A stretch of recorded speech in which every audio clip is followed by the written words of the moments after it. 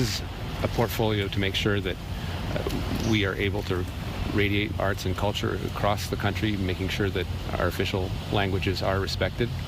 It is an important portfolio with a lot of pitfalls that are not obvious.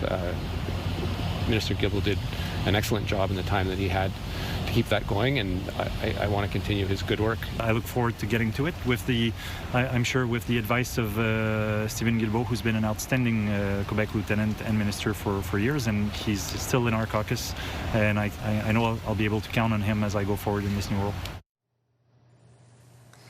The aftermath there of a cabinet shuffle forced on Prime Minister Mark Carney after Steven Guilbeault quit cabinet mere hours after the federal government's energy agreement with Alberta. His main portfolio of Canadian identity, culture, and official languages, as you saw there, goes to Mark Miller, a longtime Trudeau-era minister who was left out of Carney's post-election cabinet, while Quebec Lieutenant goes to Joël Lightbound in the Nature File is being rolled into Jolie Dabrusin's Environment and Climate Change Ministry. Here to break down the political significance of that is our front bench. With me tonight, former New Brunswick Liberal Premier Brian Gallant. He's the CEO of Space Canada. Former Conservative Deputy Leader Lisa Raitt is here. She's the Vice Chair and Managing Director of Global Investment Banking at CIBC. CTV News political analyst and former NDP leader Tom Mulcair is with us, as is the Toronto Star's Queen's Park Bureau Chief Rob Benzie. Hi, everybody. Good to see you. Lisa, I'll start with you. What kind of hole has Steven Guilbeault left, and how do you think politically the Prime Minister is trying to address it with this shuffle?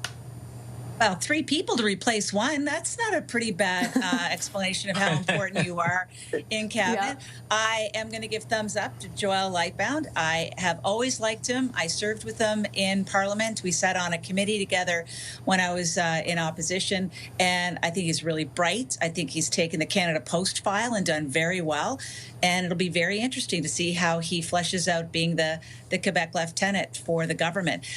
Mr. Miller returning to cabinet, interesting to me only because with him coming back comes back all of the Trudeau stuff, because as we know, very close to Mr. Trudeau and very important part of his cabinet.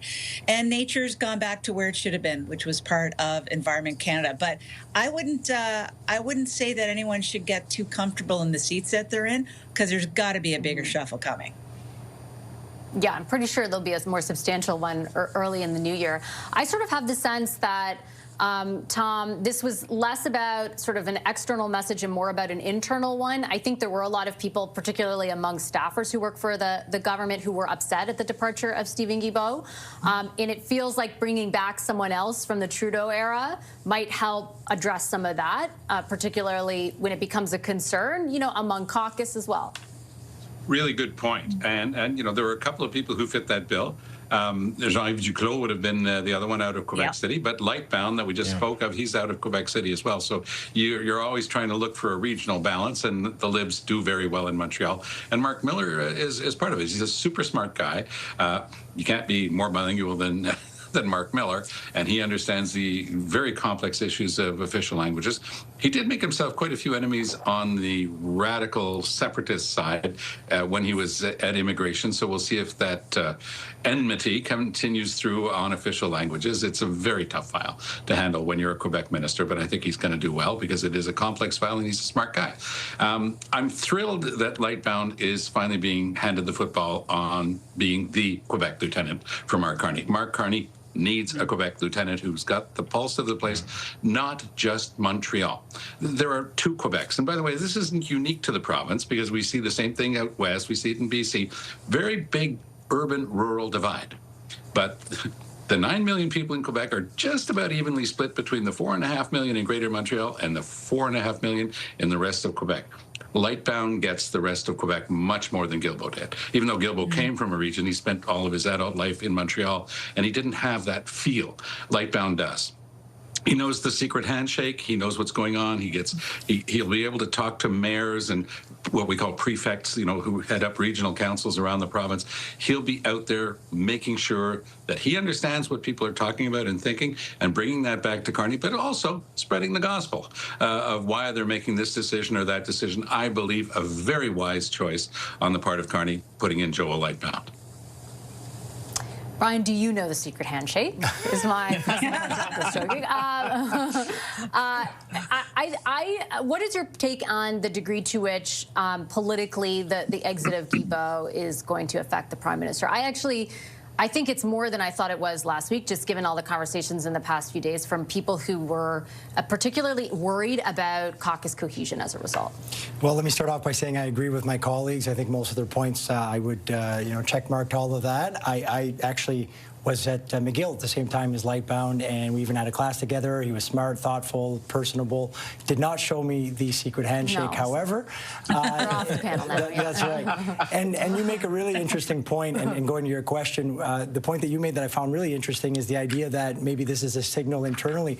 And it's funny because I actually took it the other way around. I think Mark Miller is very capable, as my colleagues mentioned, but what I think he did and stood out on previously was the idea that he was a good defender of the government on the internal political stuff. Like, he was not afraid to go after people. So to me, it was almost the opposite. It's kind of like this is a way to get an ambassador now for the government to sort of quell these things on the outside. And I thought Miller was quite effective at that over the last few months of his tenure in cabinet beforehand. To your direct question, I think that perhaps, and this is just me assuming, that Carney and company may have just sort of awoken to the idea that this is a bigger deal than they might have thought it was going to be. And especially the Prime Minister himself obviously has lots of skill sets, but being in active politics wasn't one of them before he started about a year ago. So this might have been for him an experience where he says, wow, this is really something that can happen, and it doesn't necessarily take all that much. One decision and one person of significance in the cabinet leaves. It's probably a moment for him to remark and try to see how he moves forward with it. Yeah, and I do think, like, regardless of what you think of Guilbeault's views, like, he was a person of significance in that in that government for a lot of people who worked for it. That was more my point about the internal politics of it, Binzi. Like, I think Mark Miller is known as someone who can attack Pierre Poilievre, and certainly that's the way the previous government thought of him. But the reason he was left out of cabinet the first time is because he was Justin Trudeau's best friend, and he defended him until the dying day. Yeah, but unlike some others who were dumped from cabinet by Mark Carney after the Trudeau era was over, Mark Miller wasn't out on Twitter complaining about being disrespected as some others did. And I think he played the long game because life is long. And I think I agree with what Lisa, Tom, and Brian have been saying about the changes. They aren't. This is tweaking beyond a small group of people in this country. Most won't notice any change. But I think Mark Miller is partisan in a way that will rally Liberals behind closed doors. But I think he's also, as Judy Trin said, a good communicator, and they need that. The government... Carney himself is a pretty good messenger for the government. I'm not convinced he has that many great cabinet ministers in terms of front bench people who are able to sell the government's message out there. I think it's a real area that could use some improvement. I don't think Champagne did a terrific job selling the budget, frankly. Now, there were other things at play, so that we were talking about that instead. But I think that Carney clearly needs more ministers who can communicate, and that's where Mark Miller helps him. And also losing Steven Guilbeault. Here in Ontario, Guilbeault is a very polarizing figure. Doug Ford, the Premier of Ontario, couldn't stand Mr. Guilbeault because of all the federal meddling on environmental assessments, and they were doing handsprings at Queen's Park when Guilbeault left cabinet. So I do want to get everyone's take on the reason Guilbeault left, that MOU between Alberta and the federal government, because we've seen sort of an evolution of some of the reaction to it as well. And I'm going to start off just by playing a clip from our program over the weekend with the Premier of BC, David Eby, who expressed basically a lack of opposition to the idea of an additional pipeline, but doubled down on opposition to any changes to the tanker ban. And then right after, you're going to hear the latest reaction from Premier Smith to that comment from Premier Eby. Let's take a listen to that. No, I think we can have those conversations. My anxiety is about this oil tanker ban, which is the foundational social license piece for tens of billions of dollars of investment in BC that is nearing final investment decision, and tens of billions of dollars of investment that is medium term as well, like expansion of the Port of Prince Rupert and so on. And so if we can agree that the oil tanker ban is going to stay in place, then let's have those conversations. I think that would make life a lot better and easier in British Columbia in terms of our relationship with coastal First Nations. Would definitely take down the temperature and maybe enable some creative solutions. Well, I understand the concern about going through kilometers of channel and the issues that have been raised. I understand that concern. But when I look at Port of Prince Rupert, and I just encourage you to do the same, when I look at Port of Prince Rupert, a lot of those issues don't exist there because it is right on the ocean. And I think you've got tankers going to Alaska around those same waters. And so I think that there has been a demonstration that we can do that safely. And that's what we've got to demonstrate, is that we can do these things safely. We want to have as much benefit for British Columbians as we possibly can, and that includes British Columbia First Nations. So Lisa, substantively, they're not on exactly the same page, but tonally, both parties are way less antagonistic. What do you think is behind that? I think they both want to blame the federal government if this doesn't happen. And they've picked the right topic, which is a federal issue, straight up, about whether or not what kind of marine vessels are going to be able to ply the trade on the west coast of the country. And it's actually a good fight to pick, because you can see the emotions on all sides. And it's not an easy one for the federal government to wade into and reverse. In our government, we avoided having to have the tanker ban because it's so difficult to unwind. So you try to find other ways to mitigate the real concerns about damage should there be a catastrophic kind of ship accident out in that part of the world. But the reality is, I think they also took a look and saw the fact that Canadians don't necessarily mind pipelines anymore. Maybe did a little bit of a gut check in terms of how they felt about it, meaning Premier Eby, and just decided, maybe the path of least resistance and just let it happen and let other people take the fight instead of the NDP in BC taking the fight for everybody. Yeah, the fight was so pronounced for a few weeks. And then as I was conducting that interview with Premier Eby, Tom, I literally said in the interview, why are you you seem so much less angry than you were for the past 2 weeks. That's how much of a difference it appeared. What do you think is behind it? I think that Premier Eby realized that he can't have his cake and eat it too. He can't say, on the one hand, he wants his tens of billions of dollars for big LNG terminals and the like, and then on the other hand, that Alberta, which in the middle of this crisis we're having with the United States, look at what we just talked about with Algoma Steel. It's a very real crisis. What is the best way to grow our GDP quickly? It's with our natural resources. Carney is playing this with Tim Hodgson very well. They've put all their cards on the table and said, you have to be able to give me this. We've got to be able to say we're going to accomplish that in terms of greenhouse gas reductions, and then it's a go. I couldn't agree with you more, Vasha, when you talked about the tone. I found it astonishing. I was sort of going, is that AI? Is that somebody pretending to be Danielle Smith? Because it was so pitch perfect. She was accommodating. She was reasonable. She was understanding, showing empathy for her provincial cousin. So I think that BC is going to be able to walk away from this thing with a win and get all of the big stuff that it's been hoping for.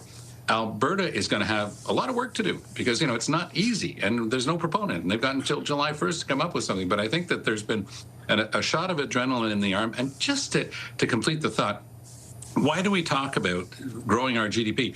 Well, there's this little thing in Canada that we call equalization payments. And guess what? Yes. If everything continues to Algoma, then how is that money going to flow to the provinces that are in desperate need of that money? So I think that everybody across Canada is saying, okay, this is the pragmatism that Carney's been preaching. And I think that a lot of Canadians are starting to be on board saying, we've really got to act. This is that serious, what we're going through with the United States. It's taken a while for that to become real. Well, 1,000 families being told that in a couple of months after Christmas, they don't have a job, that's real. And I think Canadians are starting to get it. Yeah. A few weeks ago, though, there wasn't, the political opportunity that both Premier Smith and Premier Eby found was to go at each other. What happened in the last 2 weeks to change that, do you think? It feels to me like the time before the MOU, it's a bit more theoretical. Right. So they're kind of putting their stakes in the ground and they're like, never will I ever allow this. And of course, we're going to do this. And it really sort of made this theoretical debate all that much more sort of polarized. So I think now that the MOU is out. I think I agree with Lisa and Tom in the idea that EB's trying to say, well, maybe I have to look like I'm a little more pragmatic here because people are seeing some of the benefits that this would cause. I obviously don't want to completely change my position, so I'm going to look a little bit more kind of reasonable and willing to sort of be amenable. Meanwhile, Smith is telling herself, I'm sure, okay, I got that first step, now I got to get this done. And to get this done, I can't be necessarily as sort of heated as I was with EB beforehand, and I really got to start to have a tone that's going to help people feel that this project can happen and that they want to be a part of it. Last word to you on this, Benzie. No, exactly, Vashi. This is something that is too important to the nation. The reason that Premier Doug Ford here in Ontario is so enthusiastic about this pipeline is it's a potential client for or customer for steel, Ontario Steel. We've got this terrible situation with Algoma. We need more mega projects. The steel industry needs more mega projects like this in order to help withstand what's happening south of the border with this attack from U.S. President Donald Trump and this 50% tariff on Canadian steel. So I think people from across the political spectrum, Vashi, are buying into this because they know that these are extraordinary times. We're in a war, a trade war, but it's still a time of an existential crisis, and we need to actually start thinking about things with longer term thinking rather than just, you know, a gotcha moment here and there. And I thought Tom's bang on. I was astounded by Danielle Smith's measured approach. Now, she's just had this convention in the weekend, UCP convention. She got some aggro from the Alberta separatist crowd. But you know what? Good for her for defending Canada. And I thought she comes out of it stronger than she went into it. Great.